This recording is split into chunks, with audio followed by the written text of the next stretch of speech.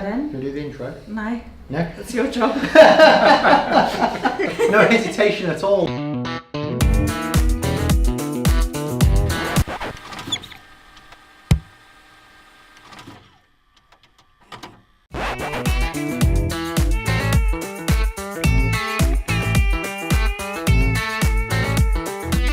So whenever you're ready.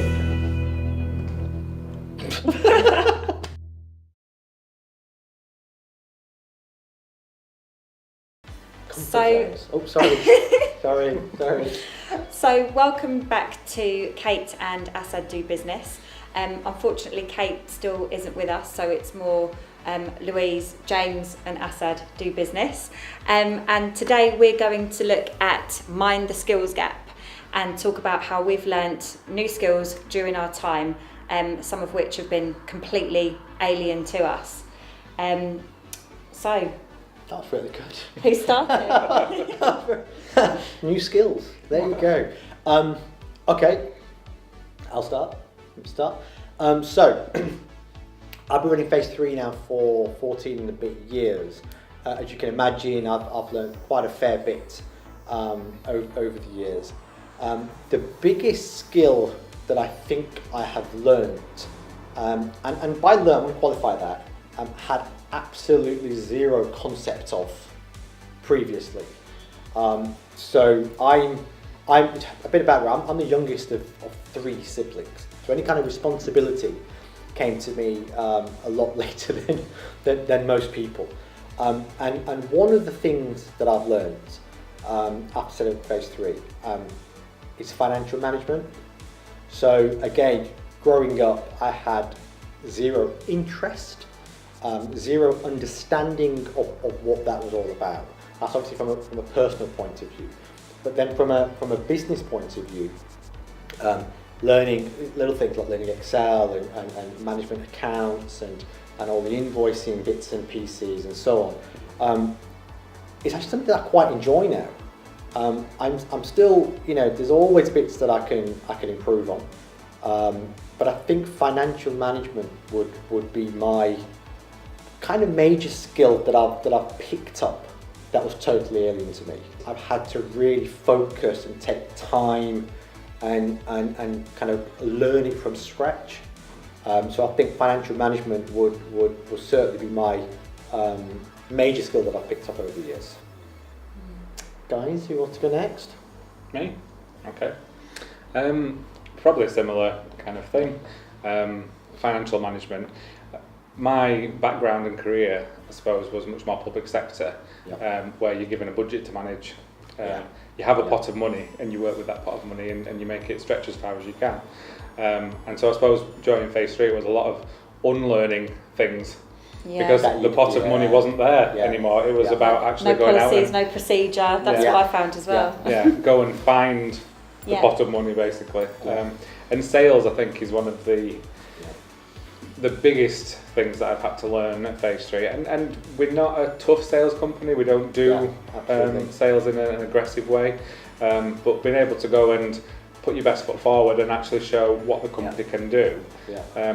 We are also passionate about phase 3, and I think a lot of people see that.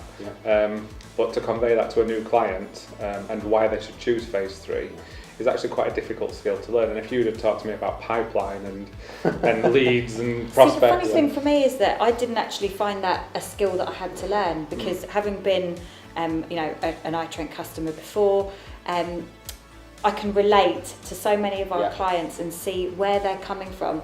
So when I would talk about phase 3 and our independence, our objectivity, I see it more that we're actually helping them.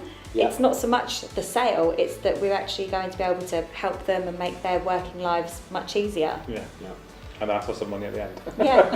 But that's the thing, isn't it? I think a lot of people are scared of sales. The term, the connotation that it brings up, someone's trying to flog you an old car that doesn't start, or some dodgy windows or something like that.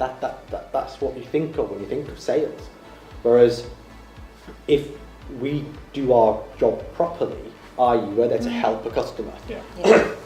Not just us, any of you guys who are in a kind of business development role or whatever it is you guys do. If you're proposing your services and those services fit the requirements of your customer, then that's the sales process done. That's the hardest part, you know.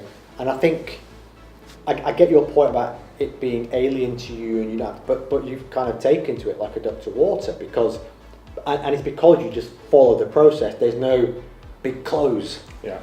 If I ask you to, right, this is sales and you're going to do it like this, and right at the end make sure they sign a contract on the same day, you'd struggle. You struggle with that. So would you? I'd struggle with that, because that's then all of a sudden hardcore boiler room type sales approach, isn't it? But it's not that. It's the process that you follow. So I absolutely get your point, how you kind of learned that from I think the other thing with a small company is you have to take on many roles. You don't just have one job.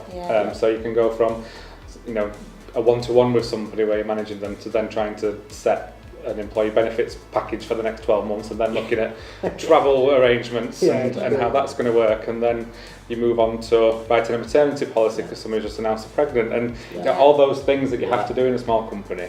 It's actually really interesting. You learn a lot, but that's part of the fun. And what's been nice as well is the fact that the different skills that we do have, like some of us are like chalk and cheese, but the work that we do always picks up on the natural skills that we've got anyway.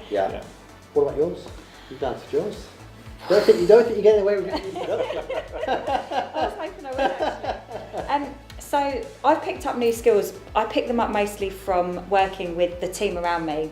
So I've picked up lots of skills from you, for example, James, in terms of speaking with clients, sort of new, I suppose, computer skills and stuff as well, actually being more confident in talking about systems, in talking about you know, how to deliver services, and how we actually work as a company, and transferring that over so the client can understand what we do.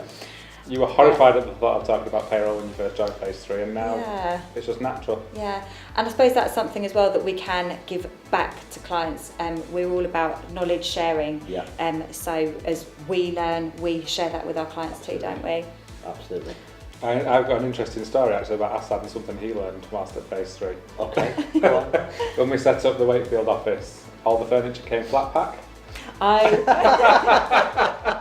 But I don't want to learn that skill. That's a skill I'd quite happily pay somebody else. But it makes the point, just the variety of things that you actually do in a small company. It is, and I think you need that. You can never stop. But I don't think that's a small company or big company. I think that's just individually. You can never stop learning. There's always something new you could learn. Be it the details of an Excel spreadsheet, be it the details of payroll, be it the details of you know, DIY, you know, in an office, changing a light bulb or whatever it is. There's always something to be learning, and I think for you guys watching, I think that's what to take away from this particular video. And don't budget. Don't budget. If you don't know how to do it, if it's legal, financial, compliance, it's not worth the risk. Absolutely, and never stop learning. Never limit yourself to I can't do this, I can't do that. Give it a go, and you will pick it up. Repetition. And we were talking earlier about recognising those skills, because I think sometimes when you talk about a skill, it becomes unconscious. So it's actually writing it down. We'll talk about inventorying and realising, well, I have picked up a new skill. And just because it then happens naturally, you should look back. You should. To realise how far you've come. Absolutely. I think take time out of your week, you know, 10, 15 minutes at the end of the week to see what you've achieved that particular week. It might be something really small. It might be how you handled a particular conversation, you know, a scary, tough conversation with a decision maker, a big customer or something. But if you've managed something, take time out and reward yourself. You know, give yourself a pat on the back. Say, okay, I've done that, and then the next time round it becomes a lot easier. Second time you do anything, it's a lot easier. You know. So, hope you've enjoyed this week's video, and we'll be back again next week. See you then.